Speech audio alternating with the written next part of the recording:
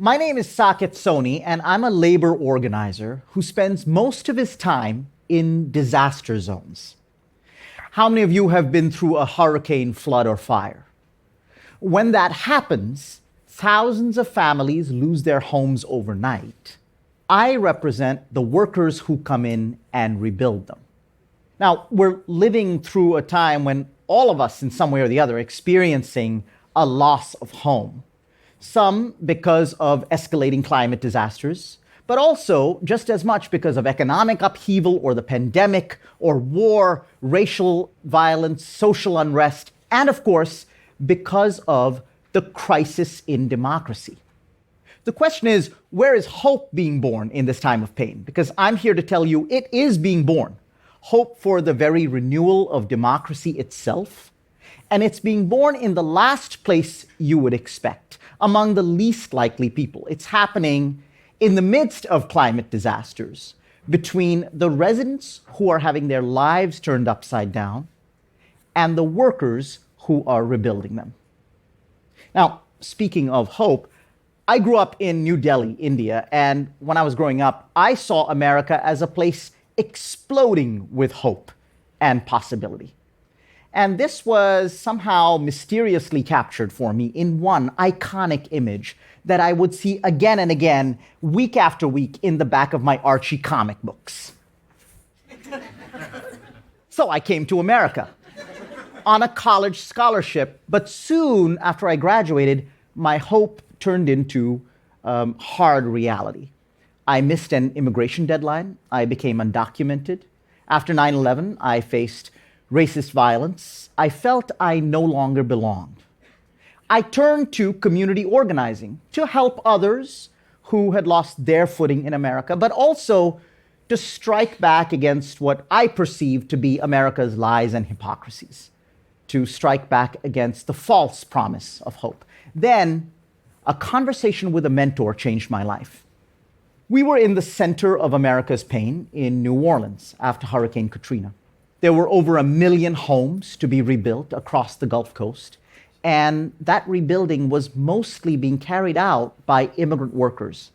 I was a labor organizer working to protect them when I uncovered a shocking crime. I found hundreds of immigrant workers, all from India, trapped in forced labor and being held in Gulf Coast labor camps. I went to seek advice from Dr. Vincent Harding, who had been a friend and close advisor of Dr. Martin Luther King. I railed on against this most recent injustice, portraying America as the place hope goes to die. I expected him to say, "Now you get it." Instead, he leaned forward wisely, gave me a look, and said, "Young man, you need to get some sleep." Then he said the words I'll never forget. He said, "America is a country that is still being born." He explained, places of pain are not proof that there is no hope. Places of pain is where hope is born. My job wasn't to rail against America's false promises. It was to make the promise of democracy real for those who didn't have it. I took that lesson back to the Indian workers, and we launched a freedom journey that started with an overnight escape from the labor camps and ended with the men winning justice and a path to citizenship for themselves and their families. Dr. Harding's lesson is at the heart of how I think about democracy, and it led me to the places where hope is being born today. In the aftermath of hurricanes, floods, and fires, between the immigrant workers who are doing the rebuilding and the residents who once saw those immigrants as the enemy. I call these workers the resilience workforce. It's been nearly 2 decades since Hurricane Katrina, and in that time, climate change has made disasters more furious, more frequent, more destructive. And these workers have become America's white blood cells. They travel from disaster to disaster, rebuilding homes and schools and hospitals and whole cities. They're in the center of an economy that spends tens of billions of dollars a year on repairs. It's paid for by the federal government and private insurance. And so, as you can imagine, these workers are incredibly skilled and highly dedicated, but they're also very vulnerable. because they're overwhelmingly immigrants and most of them are undocumented. They come from Mexico and Honduras, El Salvador, Venezuela. Some come from as far away as the Philippines and India. And most of them are dislocated from their own homes, even as they're rebuilding the homes of others.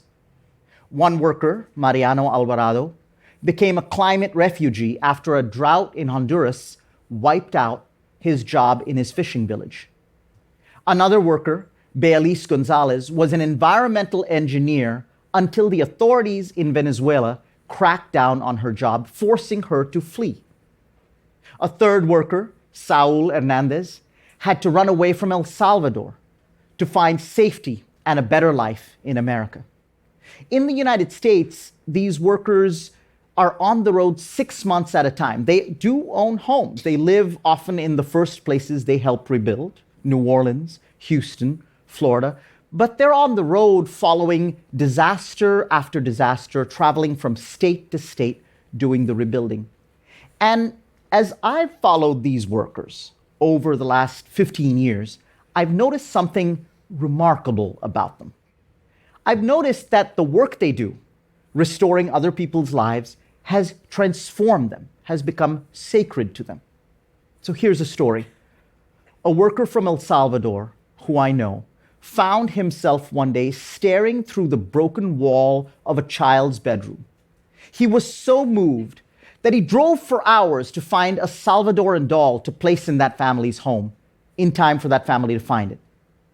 Another worker, my friend Mariano from Honduras, risked his life to get up on a roof and fix it in driving rain. He slipped and fell. He found himself in a coma. When he recovered, he told me why he had taken such a big risk. It's because he got to know the elderly couple that lived in that home, and he knew the only hope of stopping the rain from not destroying what little they had left was to get up there and fix that roof. Equally amazing is the way that residents are transformed by the unexpected bonds they form with workers. In a Florida town, after a recent hurricane, a family that had its home wrecked put up a sign that said, "Strangers will be shot."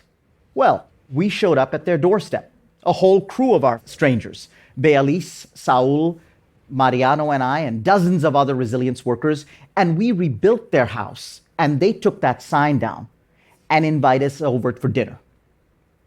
In a nearby town, a Republican mayor who ran on an anti-immigrant ticket was distributing water to immigrant workers and asked what else they needed.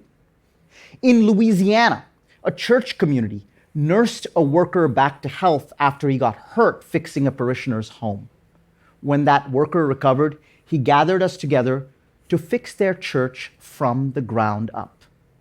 So my work is to weave these spontaneous moments into common purpose and community, to turn these chance encounters into the seeds of lasting change. And it's working. Again and again, in the last place you can imagine, we're going from building homes to building home. So what does that mean? At the heart of our crisis of democracy is our loss of common purpose, our loss of home, our loss of shared fate with our neighbors. That's what we're rebuilding in disaster zones. New social cohesion. And if we want to rebuild our democracy, I believe that's where we need to start. We need to renew our sense of shared purpose. We need to reweave the civic fabric that binds us all together by restoring our sense of shared fate with our neighbors. So how do we do it? It takes three things. First, we need to see each other's vulnerability. We need to understand it. Of course, resilience workers have a very profound sense of their own dislocation, but our first project is to connect them with the profound dislocation of the residents, and the other way around, because people who understand each other's vulnerabilities will protect each other's dignity. The second key is to find purpose in being of use to others. Of course, resilience workers start focused on their own families. They're rebuilding homes to put food on the table. But we connect them to residents, and then something profound happens. Residents express the depth of their gratitude. And when that happens, resilience workers find the same kind of purpose and vocation that firefighters and healthcare workers feel. Meanwhile, the residents move beyond the urgency of their own pain and find purpose too in offering the resilience workers the kind of embrace and welcome that they may never have felt in America before. The third key is to turn these momentary encounters into lasting relationships. When a resident in a red state offers a hug to a roofer from Peru, that's a beautiful moment. What happens next is we have them break bread together and build a bond. And that creates the kinds of friendships that feed all of us in a time of radical isolation. The moment of truth comes in the future, though, when these people are no longer sitting side by side. And I've seen it happen. When the anti-immigrant talk starts in the neighborhood bar, the residents speak up. Resilience workers drive again to check up on residents whose homes they rebuilt months, sometimes years afterwards. Mayors start hiring halls in their neighborhoods so that workers and contractors can bargain for safe conditions. That's how we build hope in the place of pain. I've seen these miracles happen 1,000 times. My team and I are working to build them every day. Often, the changes are lasting and permanent. Sometimes they're not, sometimes they're partial, and sometimes it's true. People change for a time and then snap back to their old fears and prejudices. That's natural. It's a result of needing control in a time of trauma. By rejecting those who remind us of our vulnerability, we seek to erase that vulnerability. It doesn't work, but it's a strategy, it's human, and the way to counter it is to practice at remaining present to each other long after the storm has passed. That's how we turn these miracles into lasting change. And speaking of miracles, the thing that I find most amazing about this work is that the people who are creating the hope for the renewal of democracy, the people who are doing the rebuilding that is the source of this hope, they themselves are not even citizens. I am so grateful to have been able to share their stories with you today. And now it's my pleasure to introduce them to you. Mariano Alvarado, Beatriz Gonzalez, and Saul Hernandez.